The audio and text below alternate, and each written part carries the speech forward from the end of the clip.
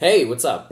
This is a new room. I've never filmed anything in this room. I just recently moved, so a lot of stuff happened. Um, the moral of the story is that you probably shouldn't, especially when you're in a dangerous city like Atlanta, Georgia, you probably shouldn't move in with roommates from Craigslist who you don't know at all in any way. Basically, I was woken up on Monday night. I was woken up with a loud banging at my door, and one of my roommates that I'm close with telling me this story where another roommate in the house threatened him with a firearm. He threatened him with a Glock and pointed it at his head and said that he would blow his effing brains out, is what he told me. And there was a lot of talk of like retaliation, and there was talk of like, so it was like, okay, cool. I tried to do my best to like talk him down and say, hey dude, like that guy's a piece of shit. He threatened you with a gun over a situation where he was clearly in the wrong. So he's insecure, and he's like, he knows he fucked up, and he's so insecure that he threatened you. Right? So don't ruin your life over this, don't retaliate. And so eventually he kind of like, he heard that advice, and I think that he was thinking those same things himself. I'm not going to say, oh, yeah, I'm the one that totally changed his mind, because that would be ridiculous. But he started to think, and I saw him, say, okay, cool, I'm not going to retaliate. Anyway, at that point, I threw a bunch of shit in my bag, a bunch of clothes in my bag, and I left the house immediately. It was around 1:30 a.m. I came to my sister's place. They were asleep, and I banged on the door a little bit. I like snuck in here, and yeah. So I banged on the door, asked if I could spend the night on the couch, and they said sure. Also, I knew the situation was bad. I didn't understand it was that bad, but I knew it was bad. So I was making precautions. I was doing things to get out before that, right? So I was applying to, I was looking for other housing, looking for other roommates, and eventually I found this room here at the same complex that my sister had, and so there's a cool signing bonus with the, where basically if you refer somebody, you get like $500 to $750, the person does. And then also they were doing a promotion where the application bonuses are waived and the first 2 months rent are paid. Right, they're free. So, with all of those factors in, this place was actually cheaper than the scary situation that I was living. So I grabbed one of my roommates from that place who's really cool. He's 25. He's an awesome dude named Will, and we moved into this place. This place is the nicest place I've ever lived in my entire life. It is beautiful. There's a dog park. There's a gym. This room is amazing. It's kind of small, but I have my huge bathroom, an absolutely huge bathroom, and I have a huge walk-in closet. And, it's like I can make this space work. All I need to do in here is sleep, and I need to have a workstation, which is my desk right here. And then in that corner, I'm going to put a tripod, and I'm going to put a ring light so that I can record videos whenever I want to. I'm also the last thing I really need is I'm going to do string lights all around the corners of this room, and I have an Amazon Alexa. Alexa, say hi. Hi.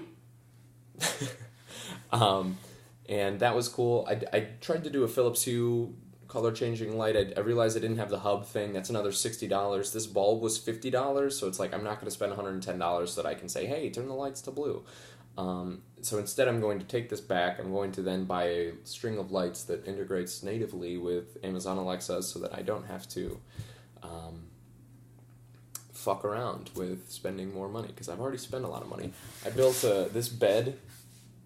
I built that this weekend. That nightstand I built this weekend. They match my desk, and I'm really happy. I did spend quite a lot of money, but the way I look at it is I'm so glad I started to record these videos, because some of the things that I've said, like on a whim, they stick with me, right? And they become internalized, and they become like actual values that I have, right? So like when I was talking earlier, a couple videos back, I talked about how, yikes. the systems that make up my life, right? The systems like eating and sleeping and showering and you know, everybody's life is governed by these systems. And if you make an investment in your life, I think that like one of the coolest things that you can do is invest in those systems, right? So like, yes, I bought a bed. I bought a really nice mattress. I bought, I mean, it's not super nice. It's not top tier, but like I spent close to $1,000 to kind of round out those systems in my life. And, what else better would I have spent it on? So like that is, I think, one of the things that I really believe is that if you do something every day, put some money there so that it's not hell doing it every day. If you have the money, what else are you going to spend your money on? Food at restaurants or bars, So, cool. I did spend a lot of money on making this place the way I want it, but now it's the way I want it. There are a couple more investments that I want to make, but with another $500, this place is going to be perfect for me. So, yeah, cool. Other things. I watched a video this morning about kind of like roast these like gurus, these business gurus and like these like money making gurus. And I think that's really important because I think that it gives you perspective. It allows you to say, okay, because I've followed a lot of the advice of those business gurus and a lot of those like improvement coach gurus, and it's helped me significantly, but at the same time, a lot of them are shady, like they suggest shady garbage. So it was cool watching that video because it's like, okay, like I need to make... When I was doing improv, I felt like a lot of it wasn't like real. Right, I felt like a lot of like the things that I was learning and a lot of like the methods that I was learning weren't actually real things. So I went past the people who were trying to teach me those things to the content, to the actual like concrete shit that they learned their shit from. Right, I went to the books that they read. I went to the the UCB improv manual is where I started. Right. Then I listened to podcasts from real professionals who do improv daily and get paid to be on stage, right? And when you do that, it's like, okay, a lot of improv is cringy. And if you learn from these cringy teachers, then like you're going to learn to be cringy and you're not going to actually learn the substance. But when you go past those things to the source of what they're talking about, then you can actually get some information that's good and solid and not warped by the minds of the people who are acting as intermediaries. So I've decided that I'm going to get my real estate license because a lot of these people say, hey, get into real estate. Like you can make a lot of money in real estate, and it's like, okay, that sounds scammy, right? That sounds really scammy. But I don't want to do the get-rich-quick scheme. I know this is going to take a couple years. I know that it's going to take years before I can support myself fully, by not having a salary. That was the other thing. I was talking to my mom, and we were talking about the first crisis in my life was that I thought I would never find something that I love to do, right?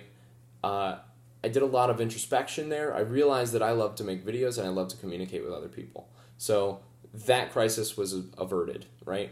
The next crisis in my life was kind of like, I don't really know if I want to get a college degree because it doesn't correspond with the thing I wanted to do. And that one was harder for me. That one took 4 years. And I got it eventually, and I realized in that process that the things that I wanted to do highly corresponded with online marketing, and which is what my degree was in. So I realized, okay, I don't want to be a film guy. I want to be an online video producer, and I can use these skills from this degree to help fuel that dream. So cool. That was my second crisis. The third crisis was recent. It was, I need a job to support myself. I don't know if I can use the skills and the things that I have at my disposal now to get a job. And that's when I got a job. I'm going to make a video about that soon. But anyway, so that was the third crisis. I think and then, I mean, I think housing, I just, when I was on the phone with my mom, I described housing as my fourth crisis, that crazy situation that I was just in. Now it's like, no, okay. I think that's part of situation 3, though, because it's like, from getting that job, I'm able to basically fund my life, right? Be self-sustaining, be self-sufficient. Awesome. I think the fourth crisis is going to be, how can the solution to crisis 3, how can I make that go away? How can I eliminate the job and still be okay? How can I build assets that generate enough income for me to live on? That is crisis number 4. And I think the answers to that are going to be get really good at Shopify, get your real estate license, invest in real estate. Those are the 3 things I'm trying to do to satisfy number 4.